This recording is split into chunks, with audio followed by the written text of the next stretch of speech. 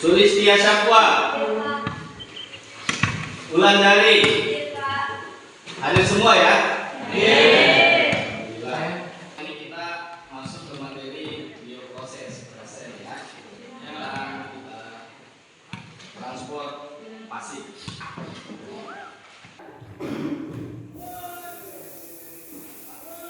Kalau saya semprot seperti ini, yang belakang sudah cium enggak? Belum. Yang di depan? Sudah. Ya, kita tunggu beberapa saat. Bagaimana yang di belakang? Sudah? Sudah. Iya.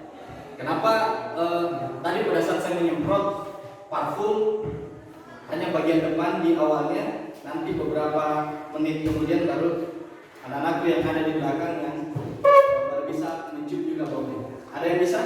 Jawab kira-kira. Ya, Suci, silakan. Karena terbawa udara, Pak. Nah, terbawa udara. Kenapa bisa daging telurnya ini berasa asin? Sementara kan anak-anak sekalian tahu kalau rasa telur yang bukan telur asin, yang normal itu bagaimana? Kalau dengan telur asin, kalau kita bandingkan kan lebih asin. Kenapa dia bisa berasa asin? Ada yang bisa? Ya, Agustina silakan. Karena berenang di air garam, jadi air garam itu masuk ke dalam telur. Masuk ke dalam telur. Masih ada yang lain? Ya, kita akan belajar tentang konsep transport pasif, yaitu yang kita kenal dengan nama atau istilah difusi dan osmosis. Yang pertama yaitu menjelaskan konsep dari transport pasif. Jadi anak sekalian nanti harus tahu apa itu transport pasif. Yang bagaimana yang dikatakan transport pasif.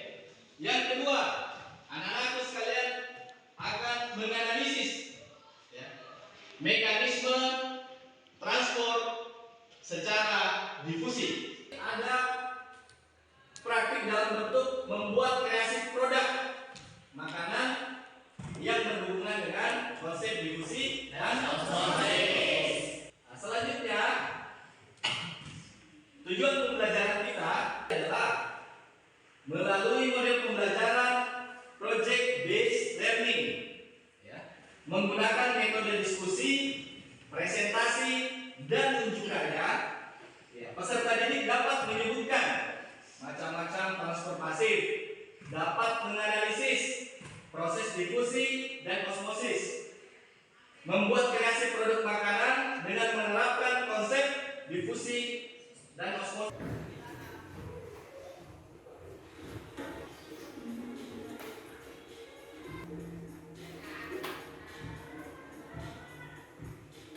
Kalian lihat tadi mulai pada saat tehnya itu tadi yang mencelup, kalian lihat ada penyebaran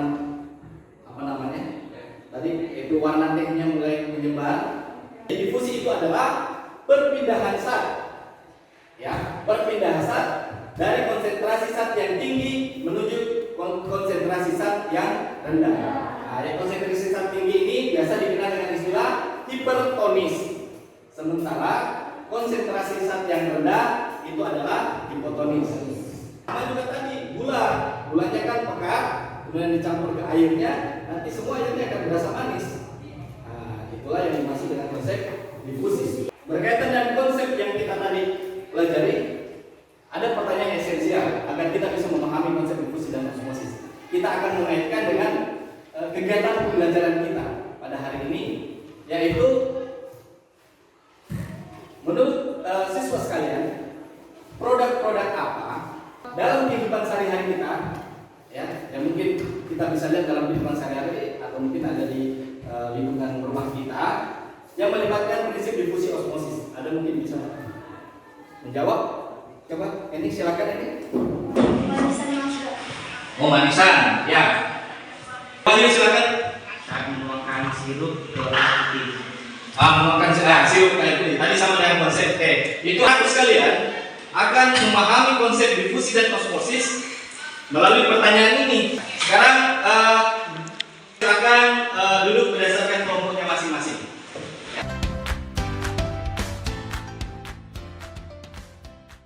Sekarang perwakilan kelompok silakan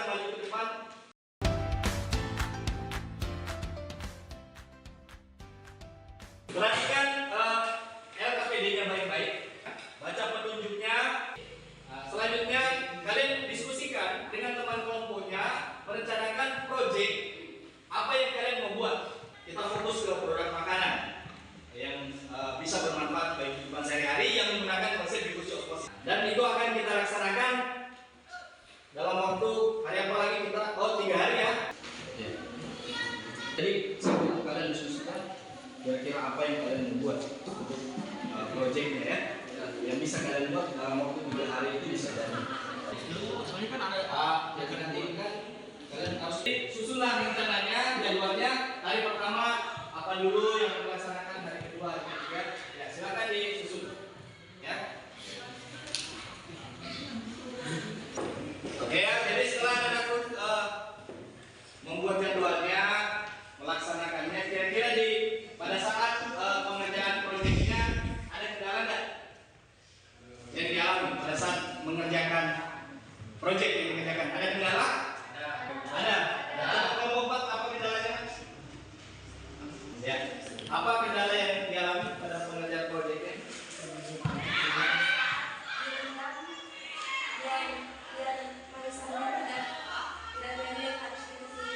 Oh iya, kendalanya karena pepaya ya? Ya, lembek. Apa solusinya? Dikasihkan kapur sirih, dengan lakukan kapur sirih. Ya, jadi sudah tidak lembek. Anak-anak sekalian, setelah 3 hari kita mengerjakan proyeknya, tadi anak-anak juga sudah menyampaikan kendala-kendalanya. Produk yang sudah selesai, nanti setiap kelompok itu akan menampilkan produknya, kemudian mempresentasikan di depan apa yang telah dikerjakan dan apa kaitannya dengan difusi dan osmosis. Oke? Ya, jadi saya persilakan untuk kelompok kita mulai kelompok 1 ya. Dengan ucapan Bismillahirrahmanirrahim. Assalamualaikum warahmatullahi wabarakatuh.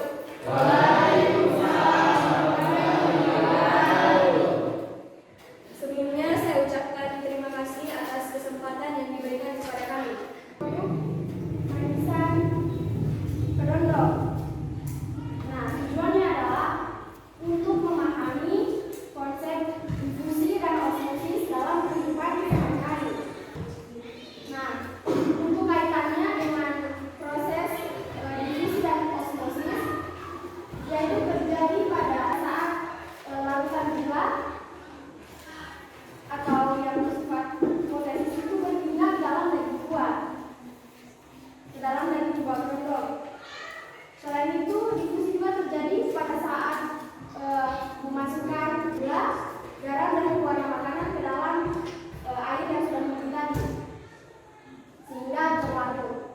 Nah, untuk peristiwa osmosisnya, yaitu terjadi pada saat daging buah yang menyerap air gula.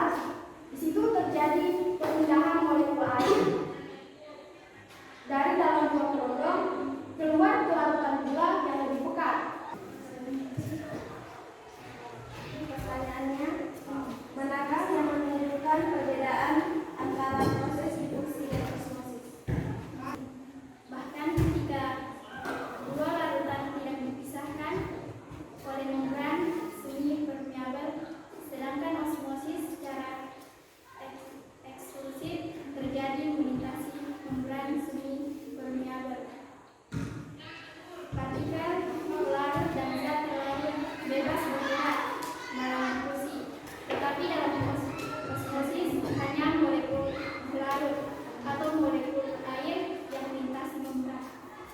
Ini ke dalam badan akan diisi larutan mendidih.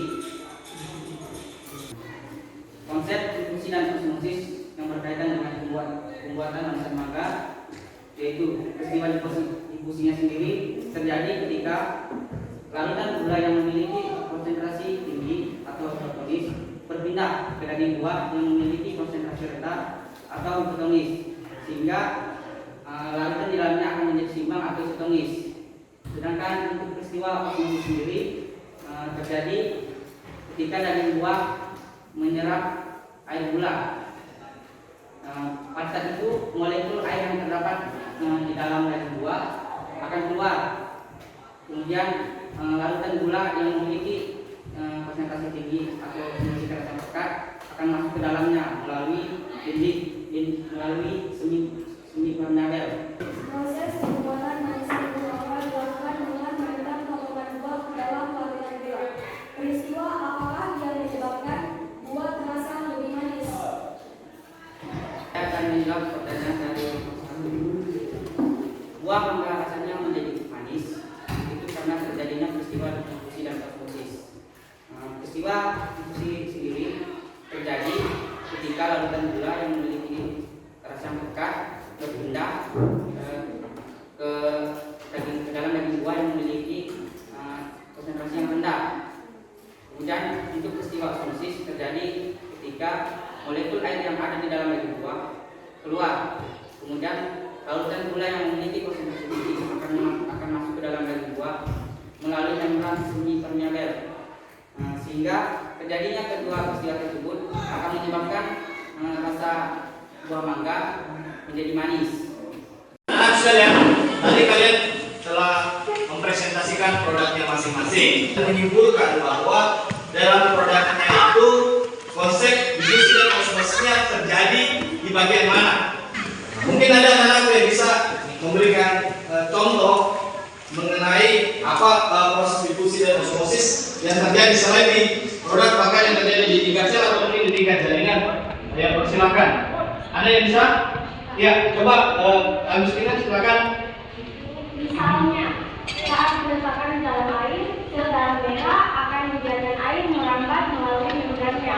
Ketika ditempatkan di bawah dekat, sel darah merah akan menyusut karena air keluar secara osmosis menuju area yang konsentrasi airnya lebih rendah. Iya. Sebelum mungkin nanti kita mengakhiri, apa yang bisa kita simpulkan hari ini? Ada yang bisa menyampaikan kesimpulan kita pada hari ini berdasarkan proyek yang sudah dikerjakan dikaitkan dengan konsep materi pembelajaran kita? Ada yang bisa mewakili? Oke, silakan Wahyu. Yang telah kita tanyakan pada hari ini dapat disimpulkan bahwa transformasi merupakan transformasi sel yang dilakukan membran tanpa membutuhkan energi. Ya. Kemudian transformasi ini terdiri dari dua, yaitu diffusi dan osmosis. Diffusi sendiri adalah perpindahan zat dari yang konsentrasinya tinggi ke konsentrasi yang rendah sehingga akan menjadi seimbang atau isotonis. Contohnya ketika menuangkan sirip ke dalam air. Kemudian untuk osmosis sendiri adalah diffusi air yang berpindah dari larutan yang konsentrasinya rendah ke larutan yang konsentrasinya tinggi. Contohnya ketika kentang direndam dalam air garam akan menyusut. Terima kasih. Ya, jadi itu kesimpulan kita. Kita berikan aplaus dulu untuk soal nomor 1.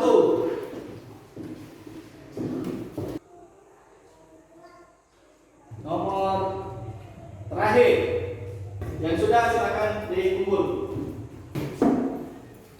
Oke, sudah semua. Selanjutnya di pertemuan selanjutnya kita akan masuk ke transfer aktif. Jadi cukup sekian untuk hari ini.